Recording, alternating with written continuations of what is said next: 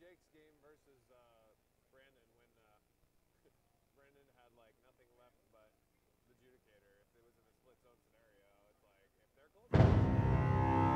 Two players have battled their way through the Iron Gauntlet and now stand on the precipice of glory. Both will stake their claim to the Iron Gauntlet trophy, but only one will earn the title of World Champion. It all comes down to this. This is the Iron Gauntlet War Machine and Hordes World Championship.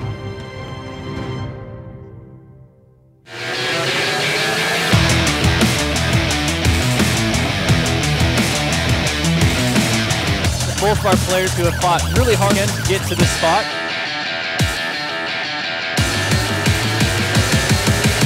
They're both really strong players. I don't think this game is anywhere near over.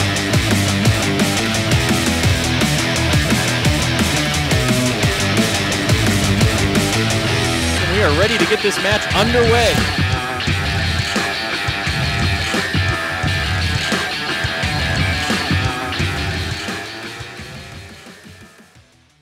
Hordes World Championship, the first ever here at Lock and Load 2014.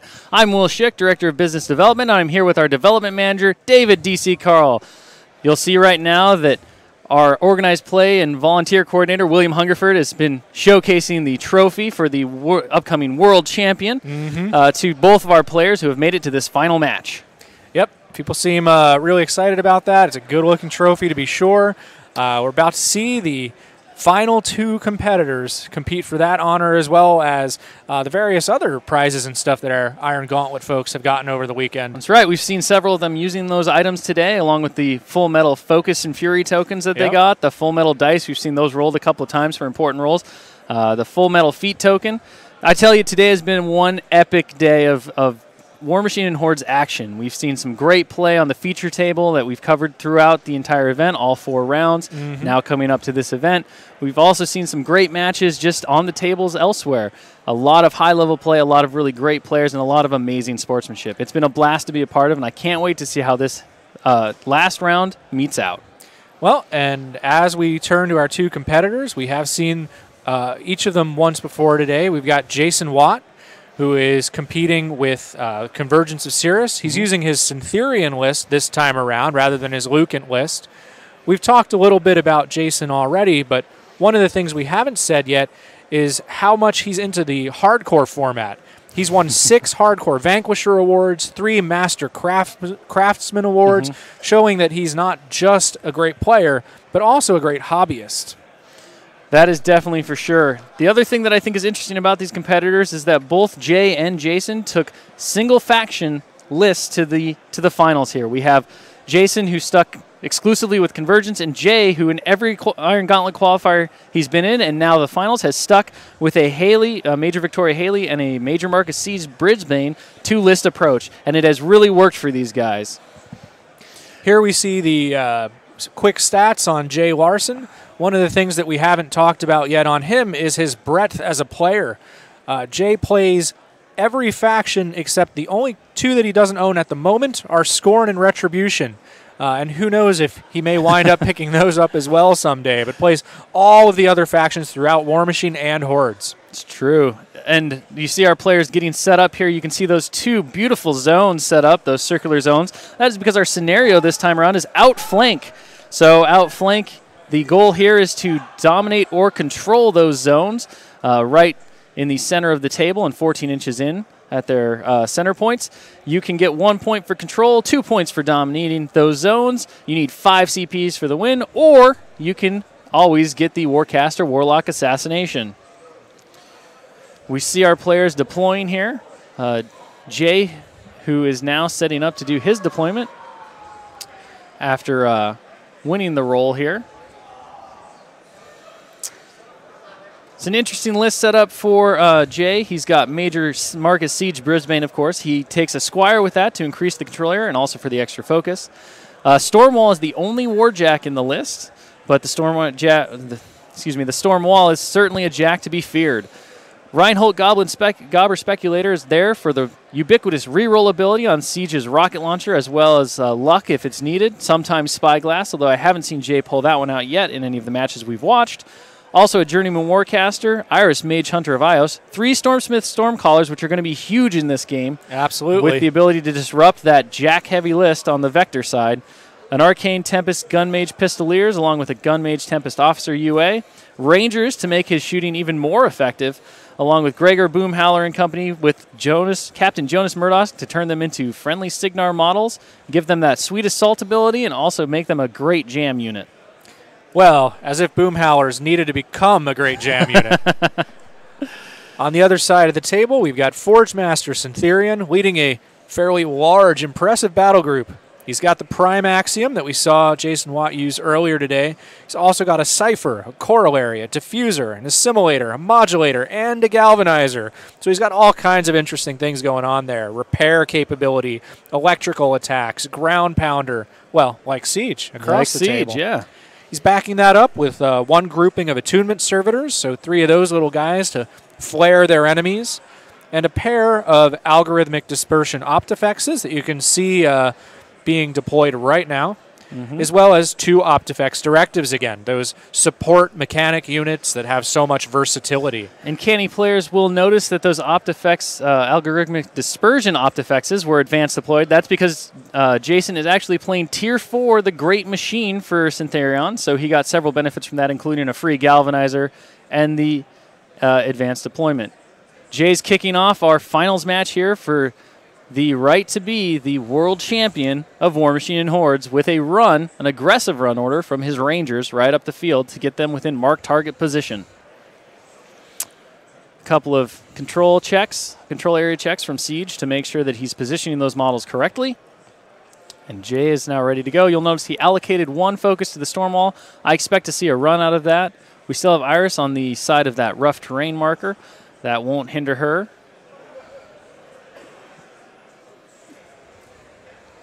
See Jay talking a little bit about potential targets for Iris on the next turn. We see a foxhole being placed down as Siege now activates. Measuring to make sure that everything's within the right distance there.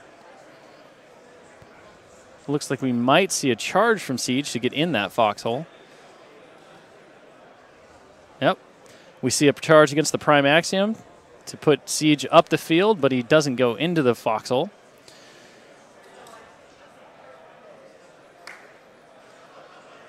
We see Iris now being activated and running into the foxhole. Gives her great survivability against anything that Jason might want to leverage against them. We see Smith Stormcallers also running within the foxhole, not worrying about grouping up since they'll be immune to blast damage while completely within the foxhole itself. And all 3 of those Stormsmiths decide to take refuge in the foxhole. Interesting placement there, mostly because in many games, you see those Stormsmiths spread out a bit more to try to benefit from triangulation. Of course, well, and in many games, we see them spread out a little bit more and get sniped, 1 or 2 of them. That is also very true. We have the Squire, I believe. Oh, the Junior Warcaster, the Journeyman, advances up and Arcane shields the Stormwall. Classic move there. Squire was just before the Journeyman. He joined the others in the foxhole. See that storm wall running right into that rough terrain, being unconcerned thanks to its innate Pathfinder ability. Quick confirmation that the Arcane Shield is on the storm wall and moving up the token. We have the Gun Mages running up on Jay's right flank there, getting into position to hopefully do some Mage Lock shots on Jason's army next turn, and also to put them in contention for that circular control zone. Boomhowlers get a call of defiance.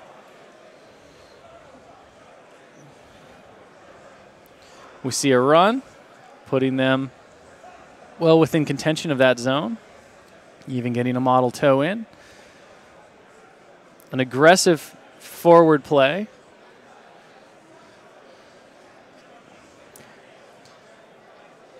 To bring them in and force Jason to respond here. A quick reminder from our judge, you saw Jay pull back his last Boomhowler move there, and that was a call from the judge to ask him to just be a little more accurate. Obviously, there's a lot of nerves going on with our players right now. This is a major thing. They have fought really hard to be here.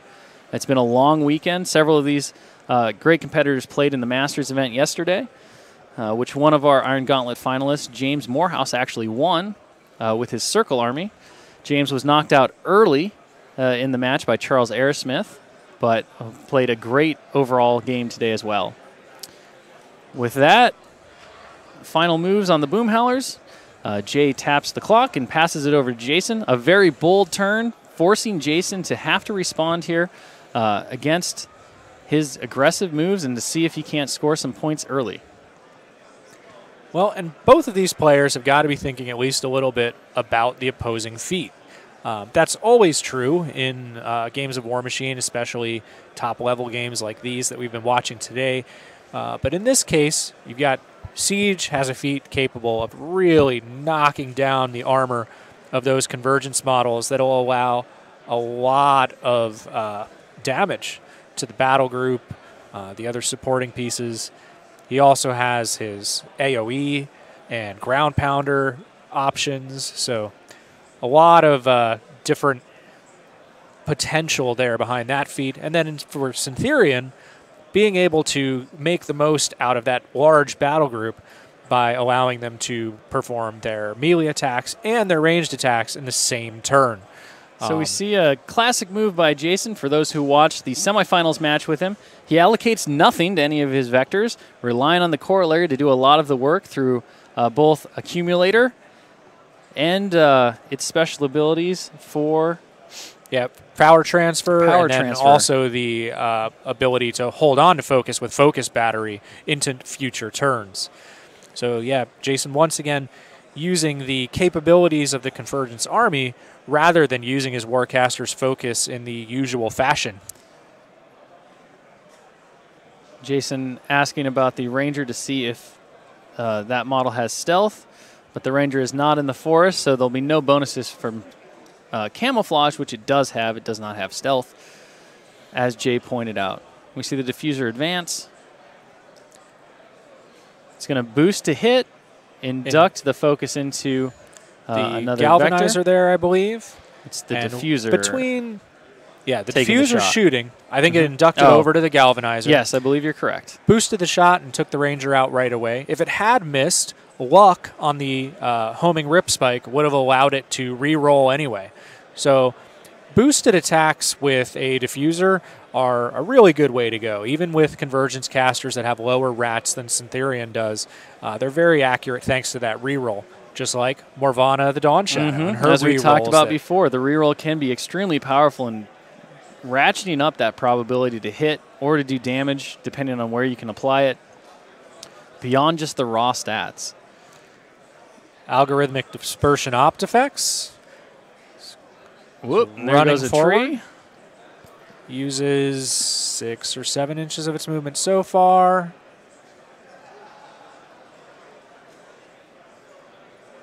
Uses a little bit more to get into that he's zone, got plenty. it looks like. He had a good chunk left, so he's going to stop about there. It's a tough job being one of those algorithmic dispersion optifexes, getting thrust right forward into the guns of the enemy. And I wonder, now those algorithmic dispersion optifexes are not arc nodes in the standard sense, but when they're near one of the vectors in a battle group, like the galvanizer that just ran forward, used induction to pass a point of focus over to the Cypher, when they're in that nearby position, they can channel spells. In this case, I'm willing to bet that we are going to see a magnetic hold cast through that algorithmic dispersion optifex in this case. The Cypher runs forward, gives its focus point to the modulator via focus induction. The other great thing about Jason being in theme is that magnetic hold is going to cost him 1 fewer focus on this turn, thanks to his Tier 2 benefit, which reduces the focus cost of all spells cast in the first turn of the game by 1. We see Jason figuring out the baseline threat for Boom Howlers with Jay, who confirms that 9 inches, 9.5 is their charge danger, although that doesn't factor in the shots from assault. So Jason runs with the, I think it's an assimilator. If I can see its arms, I'll know. Yep, it's an assimilator. So the assimilator runs forward into the trench. You saw Jason was about to place it outside of the trench, was reminded that you need to be completely within the trench to benefit from its defense bonus. So he pulled it back a little bit to make sure that it was completely within. Jason now asking for confirmation on Foxhole. So unlike the trench template terrain type, the Foxhole spell that's magically protecting those dudes keeps them a bit safer than blast damage. For the trench itself, blast damage that originates in the trench can still damage models in the trench, but all models within the Foxhole are protected from blast damage. See, Jason decided at the end to actually get the assimilator. Bit closer there, yep.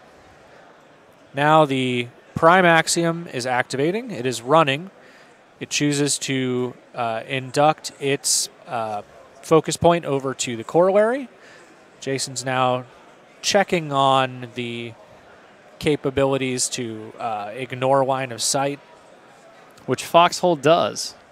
So Foxhole, when placed directly over the Axiom, will drop it and stop it from blocking any line of sight. A tactic I've used before actually in games with Colossals to great effect, and a classic move for Siege, whether it's a Colossal or not. It is interesting to see that Syntherian is not packing any Shield Guard models. A Conservator is a great Warjack, but in this particular army construction, it's not going to have a lot of chances to trigger its Hand of Vengeance. So you lose out on some of its capabilities, but that Shield Guard can be all important, especially against a list that looks like this. Trees will still block line of sight from most of the opposing models in most situations. Well, also you have to factor in Mage Sight, which is a two-time whammy. So if Siege places that 5-inch AoE completely in his control area, models in this model's battle group, Siege's battle group in this instance, will ignore force and cloud effects when drawing line of sight to it, and ignore stealth when attacking it. So that's all well and good for Siege and the Storm Wall, both of which are very threatening, but everybody else will still have to deal with that terrain feature. But with 2 potential shots from Siege, thanks to reload from Reinhold, 2 shots from the big cannons on the Storm Wall, plus all of the little shots from its chain guns on its right and left sides. Yeah, it's a lot of firepower. We see a shot of magnetic hold, and like here you we expected. See magnetic hold on the Storm Wall. Drop the big guy down with -2 speed, -2 defense, and whenever friendly constructs charge that model, they gain +2 movement. So makes it easier for the Axiom or the Galvanizer or the Cypher to gain an edge over that huge threat on Jay's side of the table. Forge Master Syntherian also casts Synergy, which leaves him with 1 focus point left over. Attunement Servitor on the left flank runs forward. Attunement Servitor on Jason's right flank also runs forward. And the second Algorithmic Dispersion Optifex stays in this trench but drops back just a little bit, leaving room for the Attunement Servitor to take the front of the trench. Attunement Servitors are very useful for dropping the opposing defense with their Lumichem Ampule weapons that flare the enemy. Jason getting a quick reminder of the Gun Mage's threat range, which of course is 20 inches if you factor in Snipe for the +4 inches on their range 10 and their 6-inch move value. And Jason is, because of that threat, choosing to move his Optifex directives into base-to-base with Warjacks. While that does leave them slightly more open to AoE-type weapons, it's very helpful in their defensive nature because being base-to-base with a friendly Warjack gives them +2 defense, +2 armor, and immunity to knockdown. We see the other Optifex directive also running into position, and Jason ends his turn passing it back to Jay. So my expectation here is that we may see Jay burn his first accumulator circle from his Squire to give Siege that extra focus and bring him up to 7 for this turn. He upkeeps Arcane Shield on the Storm Wall from the Journeyman, leaving the Journeyman with 2. However, while the Journeyman could use that to boost a hand cannon roll, keeping him in the backfield is the right move at this point because he doesn't want to lose that Arcane Shield, and Jason lacks any way to really remove that upkeep spell without killing the Journeyman. Also doesn't have a whole lot of shots this turn with the hand cannon anyway. No, and I don't think that he'll really get the opportunity to unless things get really desperate at this point. Well, the next turn, I expect to see things mixed up a bit further. There might be a target of opportunity that presents itself. For now, though, just a little too far away. We get Jay asking for a quick confirmation on the Optifex Directive's defense and arm, thanks to that Iron Sentinel bonus. Sure, we'll see a couple of gun mages probably taking shots at them. Try to thin out Jason's ability to repair as well as use their special abilities to tweak his Vector's performance as he needs. In this particular case, I think repair is probably going to wind up being the most useful. Not a whole lot of call for magical weapons against this particular force. Probably not going to really need the all-terrain bonus in too many cases, since the Prime Axiom is the main model in the battle group in terrain, and he can move out quite easily. So we see an upkeep Foxhole. We see 2 go on the Storm Wall. And he did not burn an accumulator circle from the Squire like I thought he might.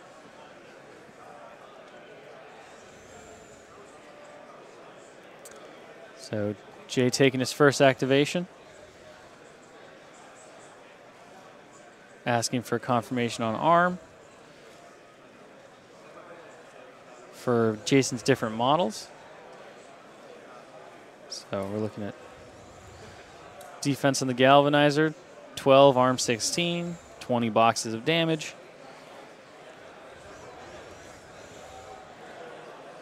Jay considering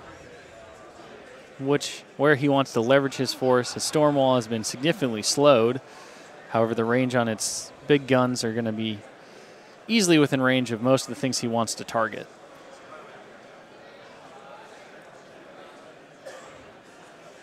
Expect we'll also see a Ranger activation relatively early. One of them getting nice and close for mark target, and indeed we do. We see the Rangers running right now. Getting right within that mark target zone. Yeah, that qualifies as right up front for mark target. It takes some serious bravery to be a Ranger in the Signal Reconnaissance Service. Running right into the midst of danger to basically point your finger and say, shoot this guy here. Looks like the rest of the Rangers are pretty happy where they are. Yep, hanging back. See Reinhold, I believe. Move into base to base with Siege. Get a reload action. So Siege will be able to take 2 shots with that powerful rocket cannon of his. Havoc. That is his hammer, actually. Oh, right. Rocket Cannon is the name of his gun. It should be named Havoc, though. You see him use the rocket cannon way more than you typically see him use the hammer. Siege moves and checks his control area to make sure that he's going to be able to get a shot that he wants. We see a first rocket at the Galvanizer. With the Ranger, he now only needs a 4 to hit. Hits easily with a 10. So we are 2 off the roll. Rolls his 3 dice here. Gets 8 points to the 5. See the reload shot at the same target. Hits. He does boost that as well, but rolls fairly low. And only does 4 to the 3 on that one. So reload has been used up. Siege is left with 1 focus, but no more shots.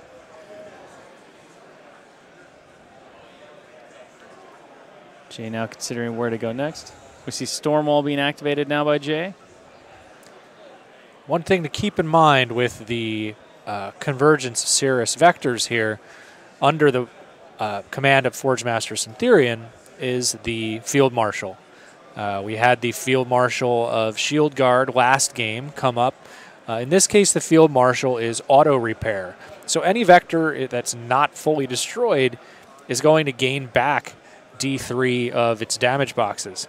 That's especially important when it comes to taking out systems on a vector, because you can't rely on them staying gone when you're facing Forge Master Syntherian. That arm you just ripped off is coming right back.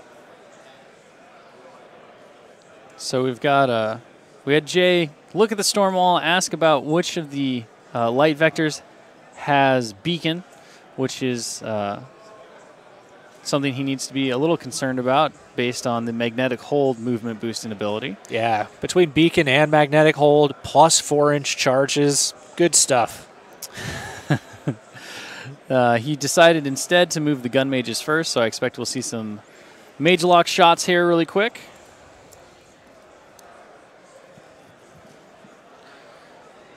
We see a Thunderbolt shot declared at the Optifex directive behind the Galvanizer with just a sliver of line of sight. CJ re-rolling, it's a 15.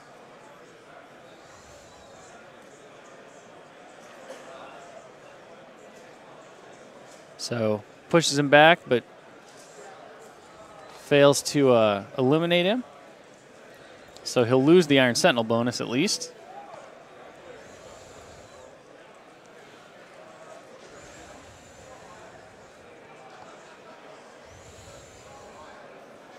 See a snipe at the attunement servitor. Looks like it's just out of range by about half an inch there. See Jay marking his shots. We see a Thunderbolt against the modulator on the hill. That shot will be a little tricky since it doesn't benefit from the Ranger's ability. That's the officer, however, so with the higher rat, he does manage to connect. Pushes the modulator back 3 inches, which is very solid. It looks like no damage. Deals no damage on the roll.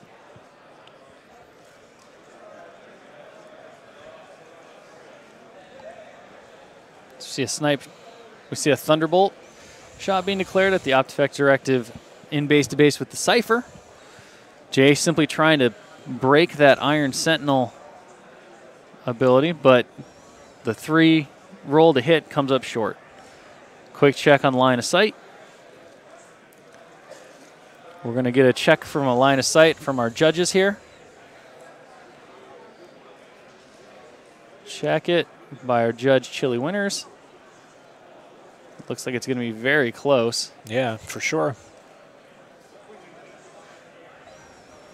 So then considering Chili determines that he does not. So there's a new declaration for target. Jay considering where he wants to go next now that he can't see that Optifex directive.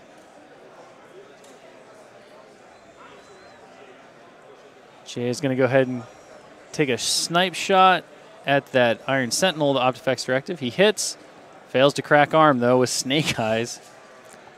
Iron Sentinel saving the day. Well, that would not have gotten to regular armor either, but he hasn't really had a lot of luck with those mage lock shots yet. With a 3 on the first damage roll, Snake Eyes on the second. See a hit, and finally gets one. Unlike the last game we watched with Jason's Convergence Army, those Optifex directives won't be coming back. Nope, not a whole slew of new models coming around. No Enigma Foundries in this list, or not even really any Clockwork Vessels other than the Caster, and yeah. You see a final hit on an attunement servitor and a 9 on the damage roll will definitely crack arm, so one less attunement servitor to be concerned about. Stormwall now activates. See, a model got bumped a little bit, so our judges had it moved back into its original position. Stormwall advances just 3. Magnetic hold. Luckily for Jay, he's got plenty of range on those guns. See a big cannon shot against the Galvanizer, trying to eliminate that using the left side. 9 with the marked target will definitely hit.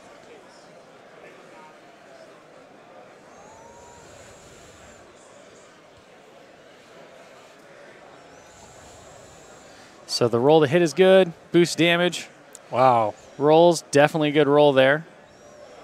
So 13 points, which destroys the Galvanizer. So no auto repair worries there. And nope, that will not be an issue. In a checked range after the fact, though, it was very clear that he was within the 14-inch range on the big guns. He's going to do his Metal Storm shots now. So he gets 2 on the right, or on the left, excuse me, and he gets 2 on the left. So he's going to try to take out that arc node. Snake Eyes misses. Second shot should hit thanks to the marked target. No problem. Takes him out. That's more than enough to turn him into bloody red mist. 2 more shots left on the right. Not Had a he ton been of targets. base to base with one of the vectors there, he would have had higher armor and just barely survived that. Jay determining where he's going to pick his next shots. He's got one big gun on the left. So we see a big gun shot against the Prime Axiom.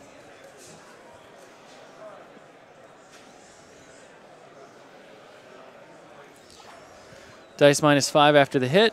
8 points to the 6 is a very respectable roll for that big gun against the Prime Axiom. As you said, though, that auto repair field marshal ability is certainly going to come into play next turn, since I think that's the only damage we're really going to see against the Prime Axiom.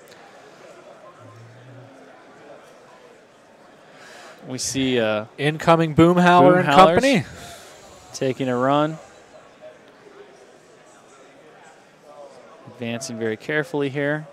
Make sure that he stays in as he jams up the center with those Boomhowlers, doing exactly what they're supposed to be doing. Believe he called of Defiance as well at this point. Trying to get in the way of that Prime Axiom so that he can protect the Storm Wall. So you see the call of Defiance happen there as he continues to make his moves.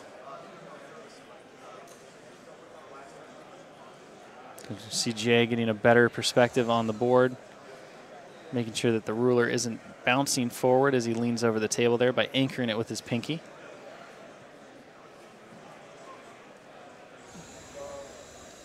And those Boomhowlers who are not trampable. True. I'm not sure that's a word, but trampleable seems like a word. It's just trampleable. That's fine. Oh, and here we go. At least one of countercharge from the reflex servitor. Countercharge, that's what they're there for. Hits an 11, which is going to miss on the Boomhowler. Oh. And do Zippo damage on the Snake Eyes roll. Well, that's what they're there for, though. They're free. They just pop out of the Prime Axiom every turn. As long as you remember, we did see Jason actually forget to do that, I think, two turns in a True. row. Yep. But, you know, it's not surprising under the pressure of these events, this high competitive level. Well, that second turn, he might not have forgotten. He might have just finished killing the Angelius, and then it didn't matter. Like, he could have still popped one out. Sure. At that point, I think for funsies, you go with an elimination servitor. Yeah. CJ continuing to move the Boomhowlers up into the midline position, creating a nice little center jam that Jason is going to have to deal with. Having his assimilator, which has that fantastic ground pounder attack, be engaged right now is not ideal for Jason. But keeping in mind, he does have access to his feet, though we don't often see players use it quite this early. I mean, it depends on the caster a lot, but Jason could use Syntherian's feat to get the Prime Axiom, the Assimilator, possibly the Monitor, to charge for free. Interesting. And then also be able to use their ranged attacks as well as their melee attacks. We see Iris declaring a Death Bolt shot against the Prime Axiom. Jay picks his column for 3. Oh. Iris technological interference rule actually negates that, as Jay did not move her, and therefore, ending within 5 inches of the storm wall, ended her activation. Seeing a Storm Caller manages to succeed at his skill check to call down a Lightning Strike on the Cypher, disrupting it. Rolls boxcars on the damage roll, which is unexpected, but definitely... Well, rolled a 17 to column 6. Oh. So no damage. See there are 2 different die colors there. Yeah. They're a little different on the... It's a little tough to tell The those monitor. die colors apart from the monitor. But yeah. the important part is the Cypher is disrupted. Indeed. Even a little bit of damage, as we said, with auto repair, wouldn't really have a big impact on what the Cypher can do. The disruption, that will have more of an impact on what the Cypher can do. So Jason is checking control for allocation of the modulator. And Judge making sure it doesn't get just bumped by the tape measure.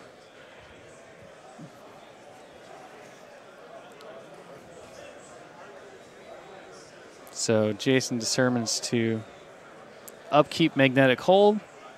Now determining his allocation for the turn, keeping in mind that he does still have a couple of focus on the corollary, and the corollary will get an additional focus as long as it activates near Syntherian there. Modulator was in range of Syntherian, so he gets 1 focus point.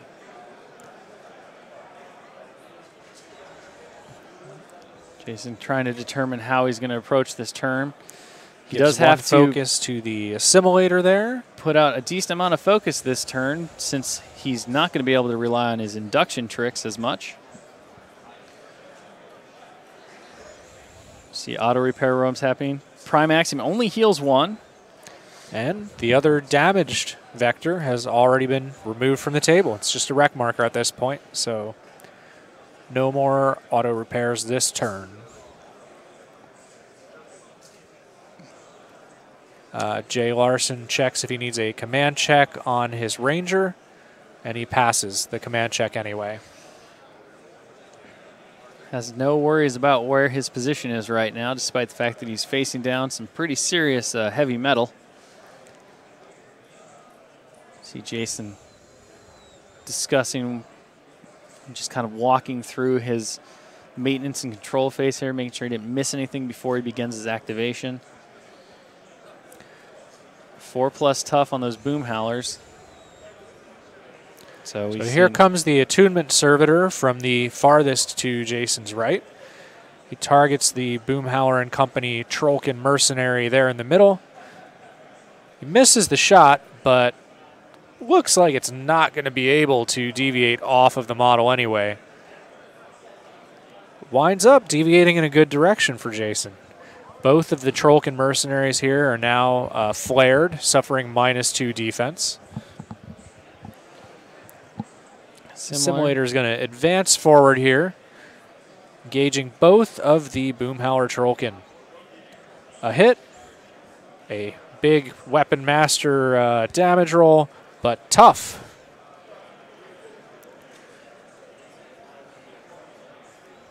So we see another swing bought by that focus point on the knocked down Boom Howler. The attack automatically hits, automatically destroys. 4 up tough. Another saves tough. that Trollkin warrior. So not a great result from the Assimilator's point of view on that round of attacking. Corollary gains a focus point from Accumulator, transfers 3 of the focus points over to the Prime Axiom using its power transfer ability, and then using Focus Induction gives 1 last focus point over to the Diffuser Light Vector.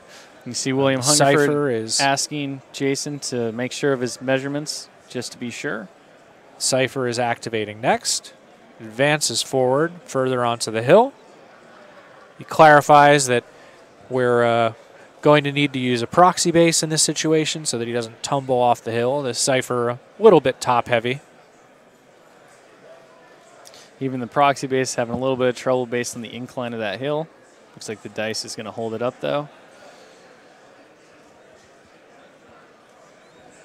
So then making sure that the facing is determined on that proxy base.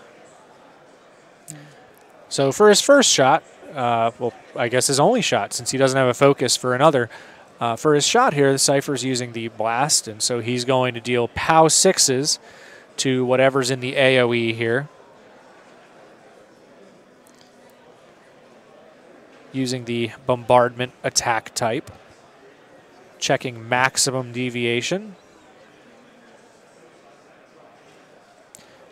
So 2 models are under the blast, suffering the POW 6 blast damage rolls. Nothing to that guy, and way overkill to that guy.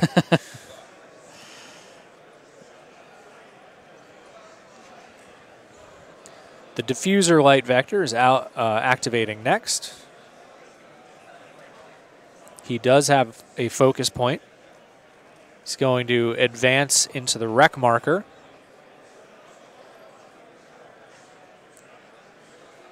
Cleaning up the table regarding certain tokens and stuff. So the diffuser is now on the galvanizer's wreck marker, gaining cover. He's also just barely in the zone, so that he's contesting the control zone. Check a quick thing for induction and finds out that he's within 6, so he moves the focus over to the modulator. And here comes that luck reroll, and succeeds in letting him hit with an attack that originally missed. Takes one of those Stormsmiths out of the equation. The Stormsmith that had disrupted that Cypher, preventing it from making its second shot, as I was thinking it was going to do until we got clarification that didn't have any focus and was, in fact, disrupted. Modulator moves forward. Going to start firing its electrical cannons here, boosting a hit roll on one of the gun mages.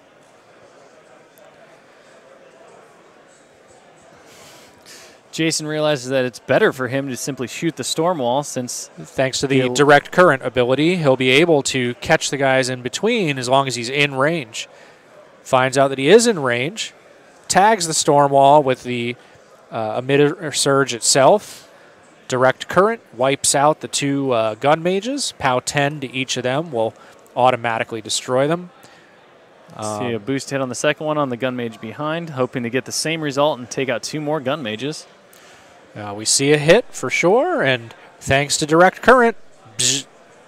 Now they got to check the line really quick to make sure. Looks like he just missed it. Oh, just out. Just one. Gun mages passed their command check, however. And they have been whittled down substantially.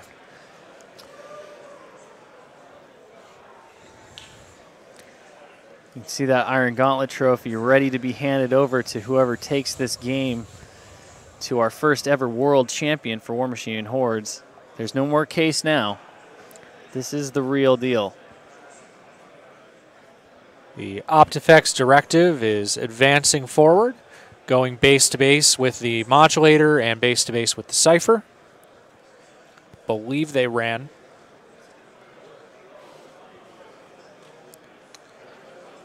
This Optifex directive, however, has simply advanced. And the Optifex directive looks like base to base with the Prime Axiom, as well as in melee with that Ranger if possible. Although you Jason might have called out of let's it. fight, Ranger. And with we his see Jay checking. It looks like it's just out, potentially. Looks like he may have to choose. Oh. He can't. Would he like Iron Sentinel, or would he like to melee the Ranger? He can't do both, so he chooses to melee the Ranger and misses. And we see a repair. 2 repair checks, only 1 successful on the Axiom. So with that additional 3 points of repairs and the auto repair from earlier in the turn, the Prime Axiom is now barely damaged. 4 points. it's going to activate next, advance over to the zone and to the Boomhauer Trollkin Company cell swords there.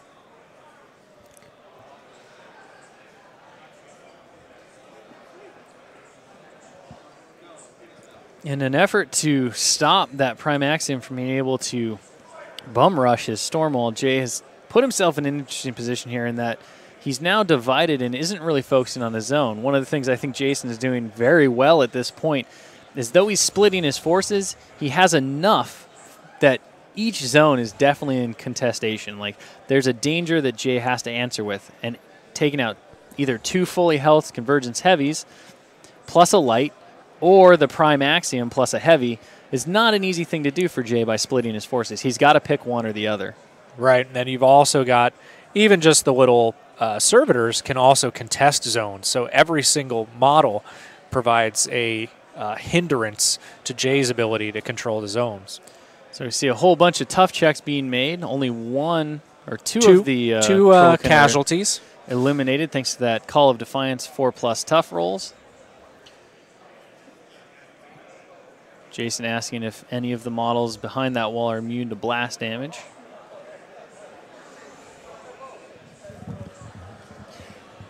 As he popped out, he's going to pop out another Reflex Servitor from the Prime Axiom's carrier ability.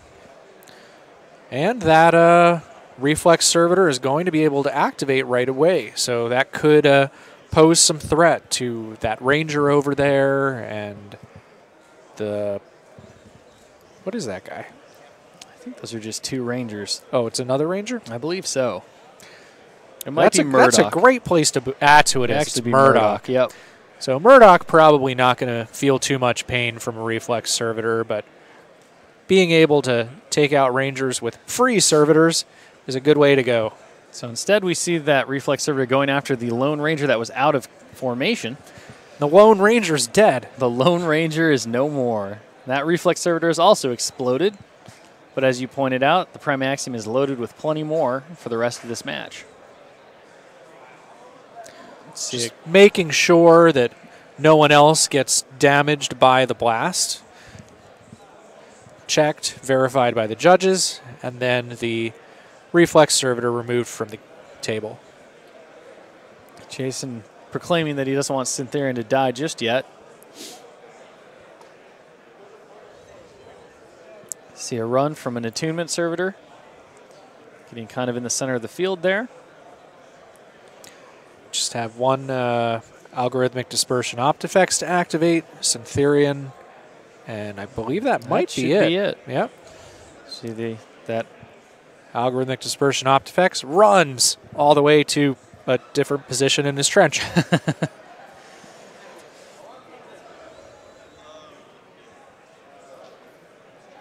So it did actually kill the Optifex Dispersion. Or the Optifex Directive Trooper over there did die in the Reflex Servitor blast. There was a bit of confusion on which model was centered where.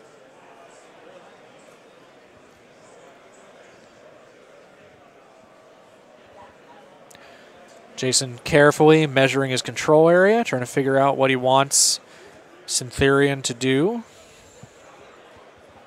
To do a quick tally of the different threat ranges he has to worry about here. Syntherian actually stepping back at this point, since he does not have to worry about kill box. Not in this particular scenario. Measuring his control area, steps back again. Very concerned about running into an assassination here on Jay's turn.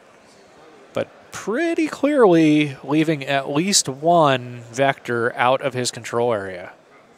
Maybe 2 now.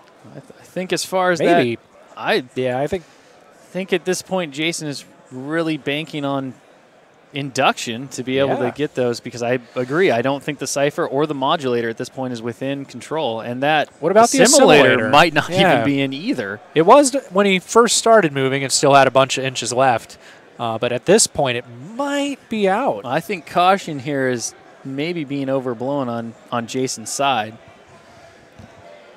He can induct from the Prime Axiom to the Assimilator. Yep. He's also got the corollary who can... If he advances a bit, he's also got his feet. If he gets those models back in his control area, he's got free charging, all their initial melee attacks, and then also their initial ranged attacks without any focus. So that could be a big threat next turn. I think you can see Jay looking for the defense on the diffuser. I expect that diffuser is not going to be a good induction target because if I were Jay at this point, I would advance that one of my Stormsmith Stormcallers up and disrupt it. Looking at Syntherian's position, that would be crippling to Jason's next turn. We see 3 focus going on the Storm Wall. Upkeeps Foxhole again. Also burned one from the Squire, it looks like, as he has 6 focus on the field currently.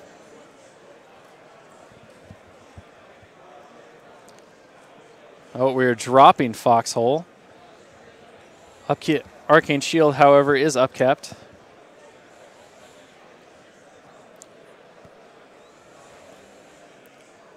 That leaves a big clump of models that I expect to see disperse very soon. Between Acellus Spikers and everything else, I think that would be a good call on Jay's part.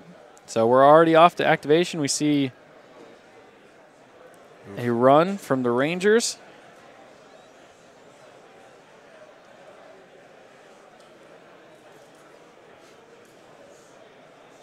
So we see another call for a little bit more careful measurement here from our judges. And in a game like this, I really appreciate that. As a commentator, sure, but as a player too, because you want it to be fair. You want both players to be playing on a level playing field. So it's good to make sure that when you use your tape measure, you don't accidentally move your hand forward as you go. You also want to get a tape measure as close as possible to the table, as we see right now. Mm-hmm. That way you're not looking past the end of the tape measure to where your eyes tell you it goes, but really just seeing where that distance actually is on the tabletop. And Jay being very apologetic, you know, he knows that he's nervous just as Jason is, and he wants to, be very careful about this, and that's why we have judges, and Jay's being a very great sport about it as he's moving these models around trying to be as accurate as possible. Those Rangers are really spreading out at this point. Heading over to the other flank. What plan he's got here for him, except to get them in the zone. Also to get some marked targets. It looks like he's going to be going after those 2 heavies on the hill based on the placement of the final placement of his Ranger. Or Rangers, I should say at this point. So Jay has now dedicated more resources yet to that zone, leaving just the Trollkin Sellswords to take care of the other zone against a lot of convergence models. We see the Boomhowler and Co. getting a charge order, which will also give them the assault. Call to Defiance, of course, goes up to give them that 4+ tough. I'm a little surprised that we haven't seen the feat called yet, although you would not want to waste that feat on a Boomhowler assault shot or charge. So Jay keeping that in his back pocket at this point, it looks like. A Boomhowler Trollkin that's charging can deal some pretty solid damage with the feat. I'm not sure what bigger guns he's going to be able to pull out against models on that side of the table. I mean, maybe the literal bigger gun that Siege has. Either Siege or the Stormall both have that hefty POW 14 ranged attack on their side. Let's see. Attack roll here. 7-6. And this is on the left side of the Prime Axiom, it looks like. Another attack hits. Gets no damage. See chargers on the assimilator at this point. 7 points to 3 on the assimilator. See it combine.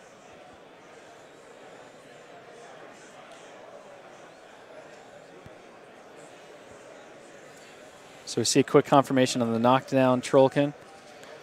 which ones will not be getting the additional die on their damage rolls because they are not charging.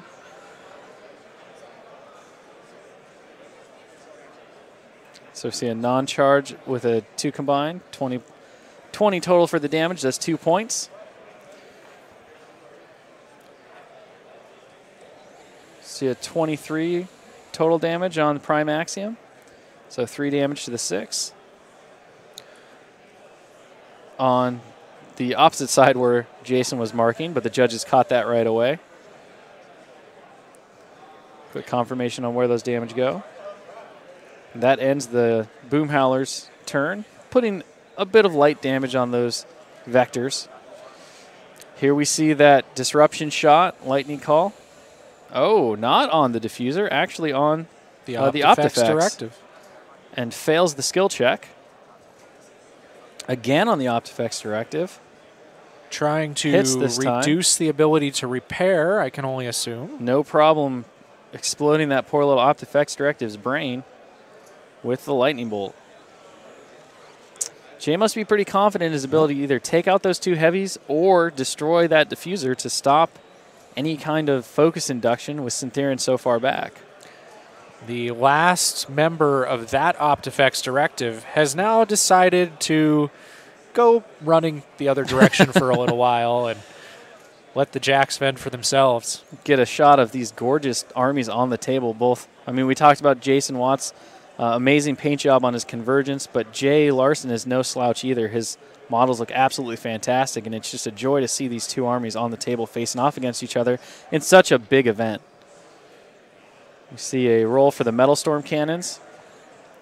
4 total shots again this turn. Nice and average. We see a question on the center, trying to center on that Optifex directive that broke. Quick check for mark target, which will negate that hill bonus. So 17 thanks to Iron Sentinel and on the hill. See a boosted shot. Oop, there goes a die out of the bowl.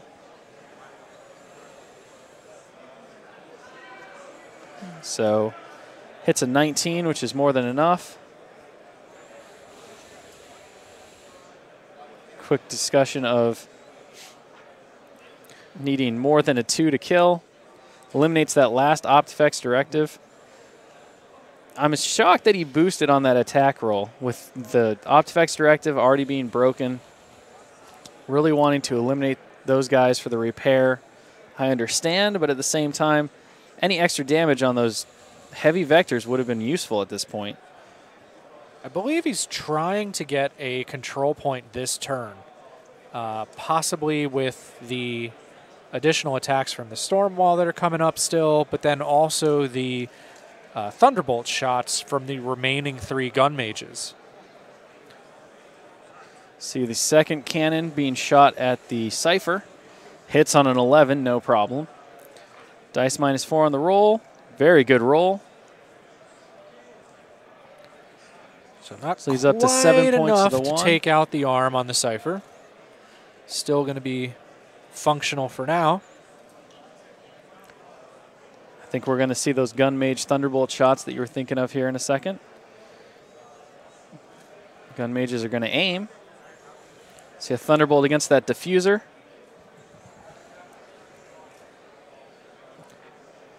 Ooh. Hits on a 10. Even in cover, the diffuser is knocked 3 inches back is exactly what he was looking for. and goes out of the control area, control zone. Does no damage on a 16 damage roll. So easily bounces him out. Look a shot. Jay just realizes that that proxy base is actually where the Cypher is. And now his plan to take the point is not going to work as well. Yeah, with just 2 more shots, too many of those gun mages fell last turn for this to wind up panning out, I think.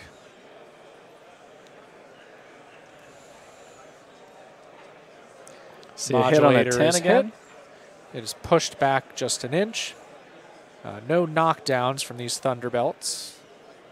No damage on that damage roll either.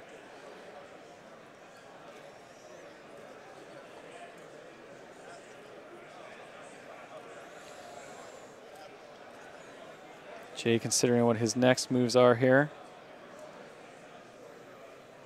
He is going to shoot at that Cypher. Definitely hits. Would knock down, but can't knock down. The Cypher can't be knocked down. It is pushed. And no damage. Leaving that Cypher in the zone. And wouldn't it be interesting if that pushed him just barely into control? It would not be the ideal at this point for sure. Not for Jay. Not for Jay. Surprised also that Jay didn't place a lightning pod this turn. See Iris activating. She does have a disruptor shot, which I'm expecting she'll take against at least one of the Jacks. This turn, Iris makes sure not to stop her movement near the storm wall. See a disruptor bolt to the Cypher. Yep. And we'll disrupt the Cypher, which is great for Jay.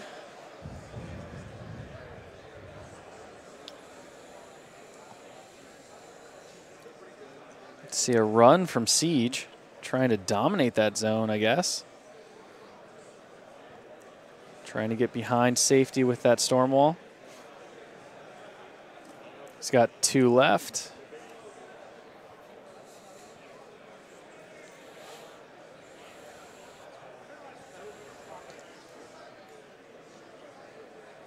Could be a dangerous position for Siege with that Prime Axiom right there.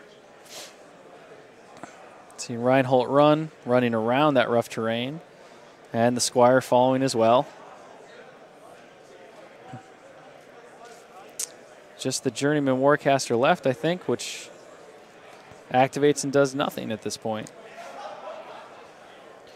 So Syntherian gets his Jason 6. Grabs his 6 focus tokens for Syntherian, and he immediately measures his control area. Very important thing to do right now. The flares are those white tokens that have been pulled away. Those have expired. No more -2 defense. Has the diffuser within control, so gives 1 to the diffuser, 1 to the corollary. Keeps the remaining 3. Magnetic hold is still out there, which makes a total of 6. Synergy is also still upkept. It's worth noting, though, because of the words. Because of the resourceful ability. For some reason, it just slipped my mind for a second. That allows Syntherian to upkeep spells on his battle group without spending focus for them. We take a look at the hall again here at Lock and Load on this Sunday afternoon now. Still tons of games being played here, as well as the big crowd around our Iron Gauntlet Finals Championship table. In addition to the crowd which is gathered around the table and in the hall watching on the monitor up here, we also have a lounge area which is playing this live stream for all of the attendees who want to do so with commentary and everything else. And I hear that room is quite full as well. So hello to you guys who are watching us upstairs right now on the 4th floor of the Maidenbower. So we have our auto repair rolls going now. 1 damage point comes back to the Axiom. 2 come back to the Assimilator, 2 come back to the Cypher, and 1 came back to the Modulator. So a little bit of repairing here and there, getting rid of some of the damage that they sustained last turn.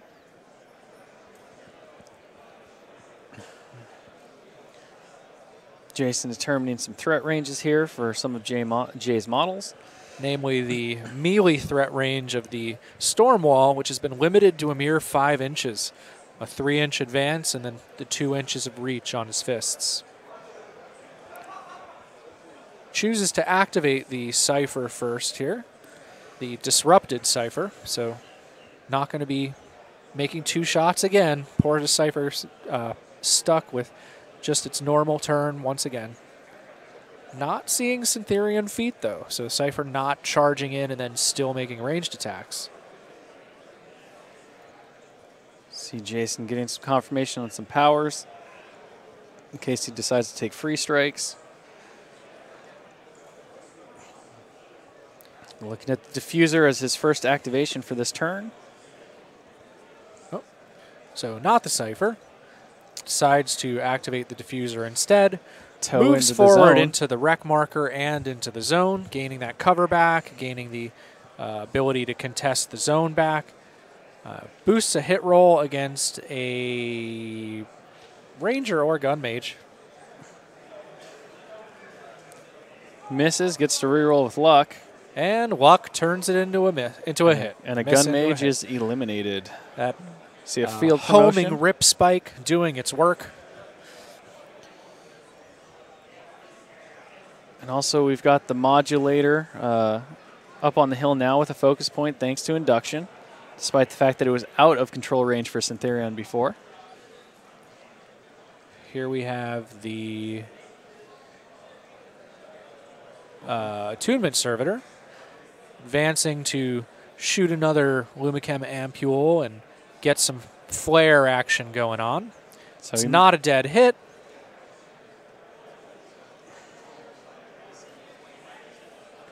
So it drops back and flares one of the Rangers in the front. So still one of the Signarin Rangers suffering that -2 defense effect. Jason's looking at what to do with that modulator, considering aiming, shooting at the Gun Mage captain that just got, or the Gun Mage leader that just got field promoted, also shooting at the storm wall. Taking into account all of the variables, the possibility for direct current, the flare on that Ranger, decides to advance rather than aim. And he's going to go ahead and take a shot. Takes his first shot at the Gun Mage captain. So trying to get that officer out of the picture. Oof. No it's problem definitely there. A hit. Also catch on the captain, it is just enough to destroy that model, and then the direct current wipes out one of the Rangers. The last Gun Mage passes his command check, so he will stick around.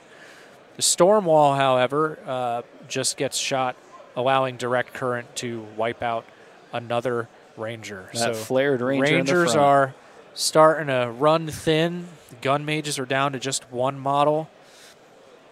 Rangers pass their command check as well.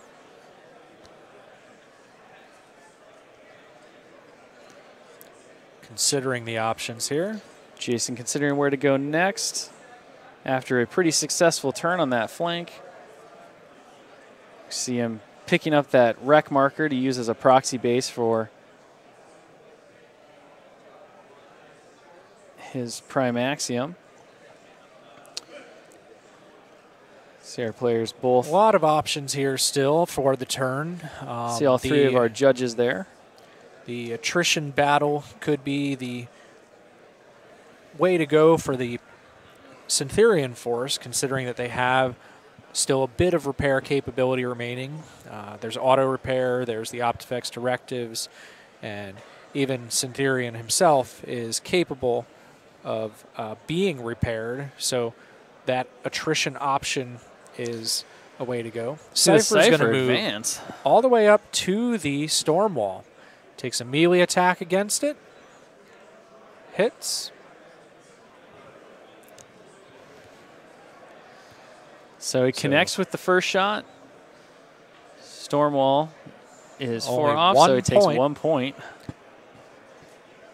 And now here comes the second attack. Hits easily. Also 4 off thanks to our shield. Takes nothing.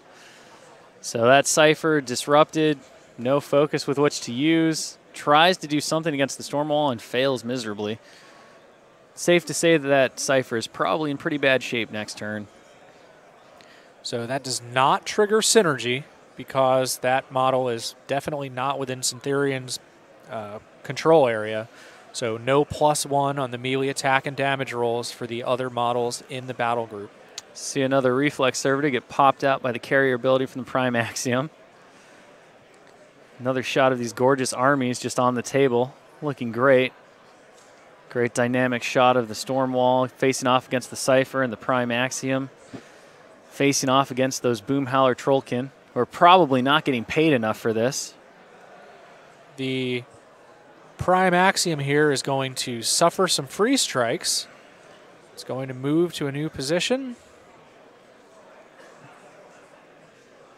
The judges paying careful attention to where things are relative to each other. And We just Prime saw Axiom has run, I believe.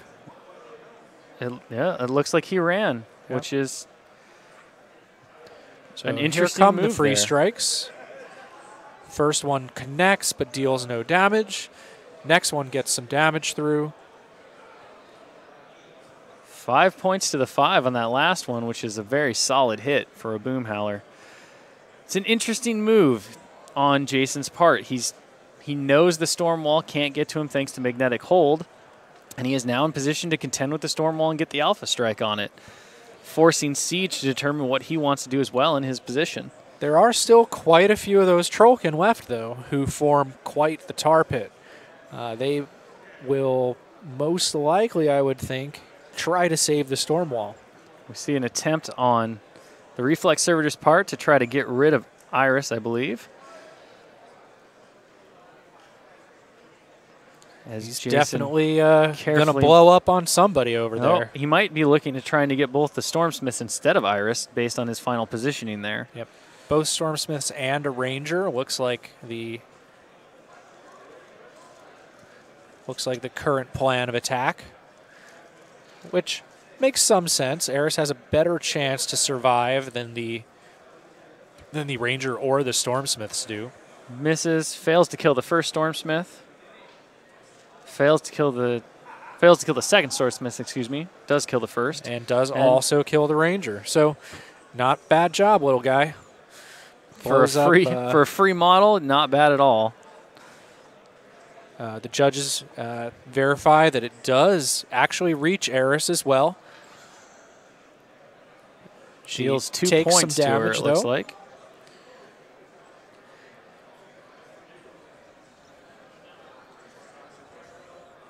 The Optifex Directive unit is going to advance. Likely repair the suspect damage they're on gonna that be Prime repairing. Axiom. We said at the start of this game that was going to be their main role. Again, One we see passed repair check, one failed repair check, but the past one's good for 6 points this time. Much better than last turn. very huge. There's a lot of boxes left on that Prime Axiom at this point. And there's Nothing no really way to for threaten the it. storm wall to reach it. Well, with melee.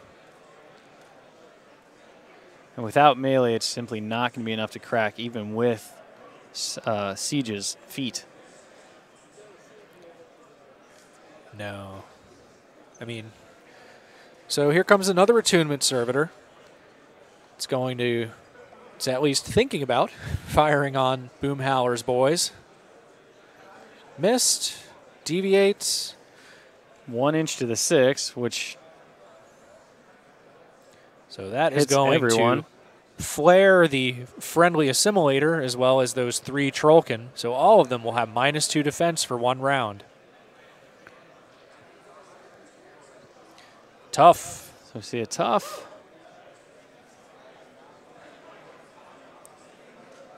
We see no tough, so we pull another Boom Howler off the line. Jason asking if he has any way to give his Trollkin Boom Howler's Pathfinder. The algorithmic dispersion Optifex runs up into position. It's going to want to stay within 5 inches of some vector or another. All right, Jason now says that he's on his big decision for Syntherian. Has to be careful about that storm wall's range, so he's checking to make sure that it is a 14. He's also definitely got to be concerned about siege as well. He's also got that hefty range going on and a lot of damage potential, and he hasn't yet used the feat. Neither player has used their feat yet. Also has to be concerned with Iris as well, since she has that Disruptor Bolt, which could really mess with his next turn, even if it didn't lead to an assassination run. Of course, Convergence, unlike many other factions, is not as hamstrung if their Warcaster can't get focus, thanks to that corollary. Well, or Eris could shoot the corollary, knock its focus out for a while. Because it's currently sitting on some. Looks like 2.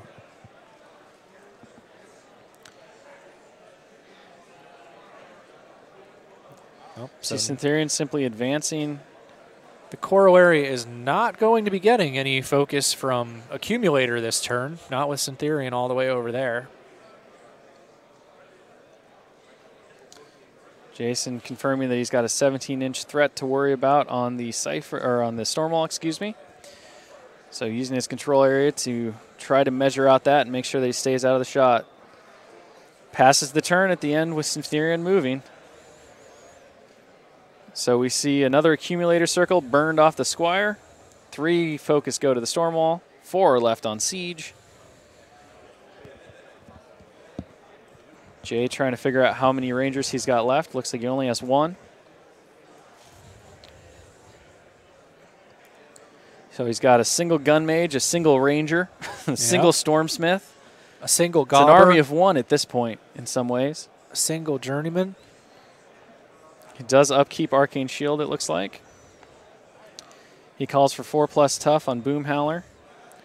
Just simply trying to jam, stopping that Prime Axiom from being able to get to the Stormwall at this point. And I think this is just an advance, not a run. It does look like an advance. Jay probably wants to get those attacks on the Assimilator. If he can remove the Assimilator from the equation and potentially some of those other lighter fare convergence models, he's going to be able to start controlling that zone, which will be big for him. Does also have to start thinking about command range, though. Murdoch has a high command, but nobody's command is infinite. So he did declare a charge. So those first 2 moves were runs. We had another charge here. And that's what he's calling good. So we're going to see 1 command check on the furthest Boom Howler. The other one is well within. See an individual command check. He has no problem. Jay's models used to being sent off on their own, apparently.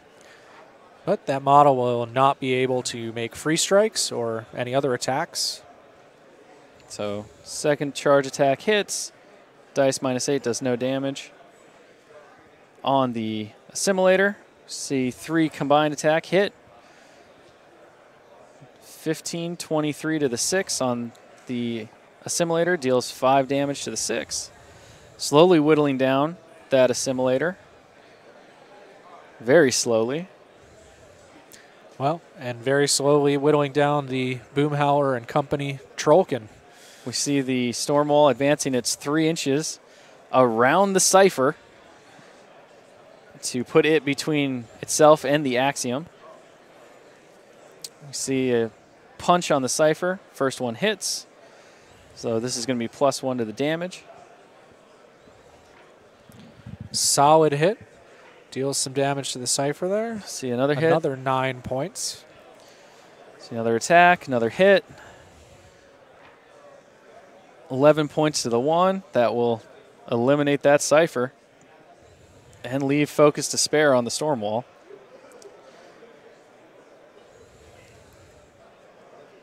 I'm waiting to see a lightning pod get placed, but again, we don't see one. We have seen a lot of reflex servitors get placed. We have, but no lightning pods. I mean, based on the way the camera was angled, it looks like he could have, like Jay could have at least put one in the way. He also might have been able to draw a line between that diffuser or the modulator. Or at least like Zot, the attunement servitor or something. Mm-hmm.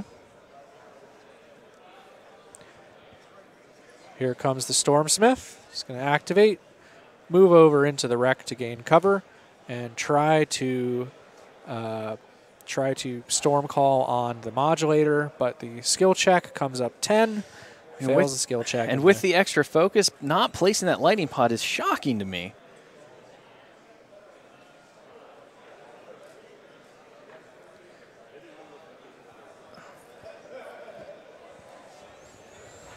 Damaging with a POW 10 with the focus, it just goes to show that, you know, at this level, even the best players can get, you know, flustered under all of the high tense pressure here. Yeah, there really is so much pressure on you. A lot of players who don't play the death clock method of playing games of War Machine, forget. There's your corollary disruption shot from Yep, Iris. Sure is. Hits easily with her impressive rat. Deals a couple points of damage. And more importantly, the disruption. But that clock pressure can be very, very disruptive to one's gameplay. You notice as soon as you hit that clock, the flood of things that come to your mind, like, oh, I should have done this. I forgot about this. And when we talked a little bit earlier, too, about the adrenaline flood, that rush where you start to get that tingle, your hands shake, you're not completely focused, you get zoned in. You can really get tunnel vision on a 4x4 table with just models. So it's not difficult to do, but it is surprising when it happens because these guys who have made it to the Iron Gauntlet, especially our top 16, these guys practice a ton. They work very hard to get to these points. We see Siege shooting. Hits easily with an 11 on the modulator on the hill. He's going to boost his damage roll. Deals 8 damage to the 6 on the modulator. Second shot from the reload from Reinhold hits. He boosts damage. So he does 7 points to 2, which leaves that modulator must with be hurting. little bit of damage, a decent amount of damage left looking at the card. It's about 2 columns worth. See the Squire running just to stay next to its little buddy Siege. Journeyman actually decides to run, get behind the wall, the obstruction over there, and that is Jay's turn. So Jason now has some important decisions to make. There's a lot of models in between the Prime Axiom and the Storm Wall, but it looks like just 2 of them really need to get removed in order to get to it. Possibly just 1, depending on how many free strikes he's willing to take and what else he does this turn.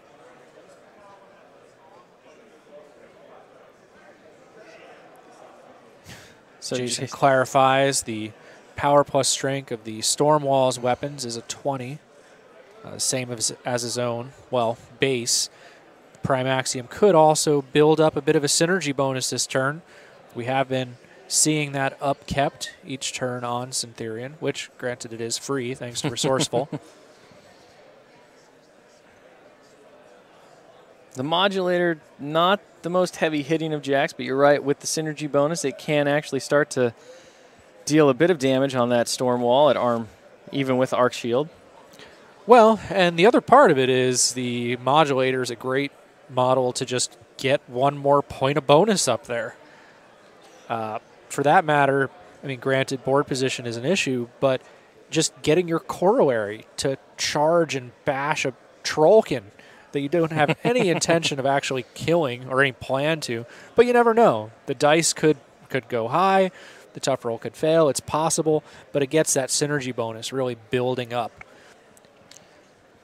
Well, at this point, I don't see any real way for Jason to be able to clear a path to the Storm Wall with his Prime Axiom based on positioning and the models in the way.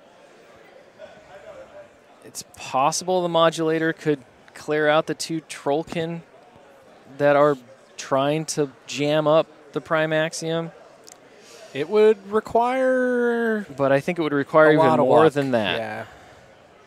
At this point. More than luck? I'm not sure that both of them need to be removed. If he charges along, if he gets his own models out of the way, charges along a straight line, we already see the Prime Axiom activating now and dropping a reflex servitor.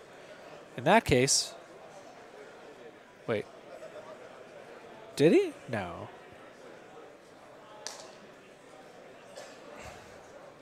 We see a pause as they check on the wording for auto repair.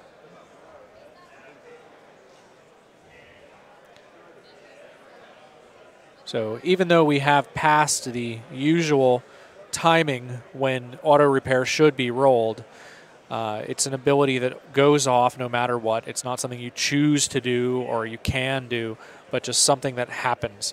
So Jason is putting back the systems that have been wiped out on some of these vectors and just repairing a few points here and there to those that are still fairly robust, but have suffered damage. And like you talked about earlier, the auto pair has come into major play here for the modulator, whose left arm was crippled, but now is not, thanks to the auto pair rolls. So it has both weapons fully functional again. Optifex dispersion, or algorithmic dispersion Optifex runs into position.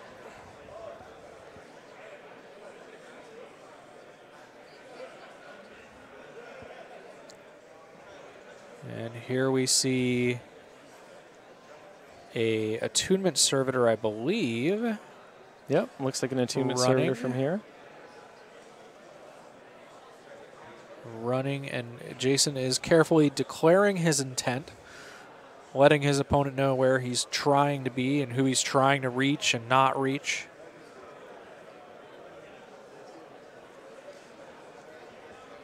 Seems pretty clear at this point that he is not trying to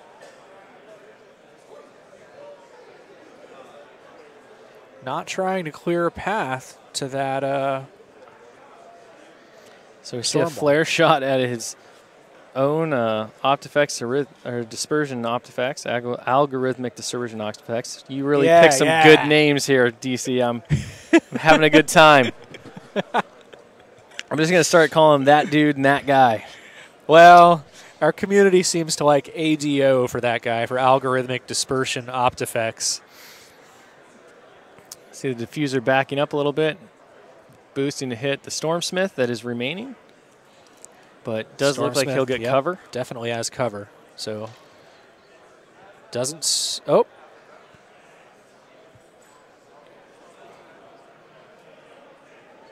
So that one will just miss. Shy. Does a luck reroll.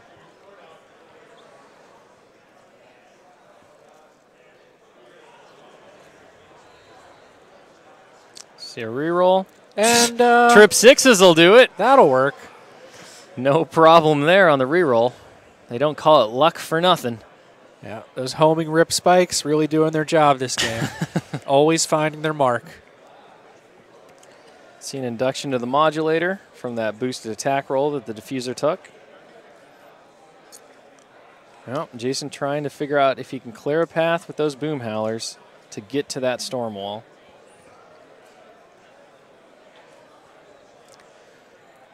See him shooting the... and he is choosing to shoot the algorithmic dispersion Optifex as it is not engaged. It does not have a weapon, and the Trollkin that are in front of it are facing the wrong direction for them to be engaging the Optifex. So gonna winds up being the target in that line that he wants with the lowest defense. So looking for a proxy base that will stay in position on that hill, as the acrylic ones don't have any tooth to grab on, so they've been sliding. So the clock has been stopped right now. Well, our judges look for a proxy base that will stay in place so that we keep accurate marking on those models. I tend to like to use a just a blank base, like an unused base, because it's got that lip that'll grab onto the terrain a little bit more than the plastic that they've been using.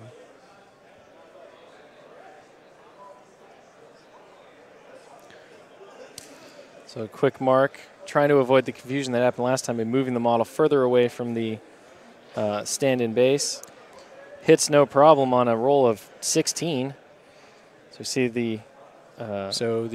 excuse me, he wasn't shooting the algorithmic dispersion Optifex. He was shooting the servitor, but clips a whole bunch of guys with POW 10s.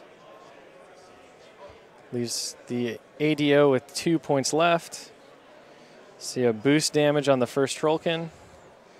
No. Just only shy. rolls a 6. But the non-boosted one gets him. But only causes him to be knocked down. Leaves both Trollkins still in the way. Now another shot now at the ADO with the second shot. Boost the hit. It does hit. He is eliminated by that shot, so no more algorithmic dispersion Optifexes. But it will, again, First direct Trollkin. current the Trollkin. Does hit. Kills. Both tough techs failed, and that is huge. So even though it costs a servitor and an algorithmic dispersion optifex, all for the great work, the modulator has gotten those Trollkin out of the way. The Prime Axiom now has a potential lane to that storm wall. See Jason wanting to confirm his path here to that storm wall.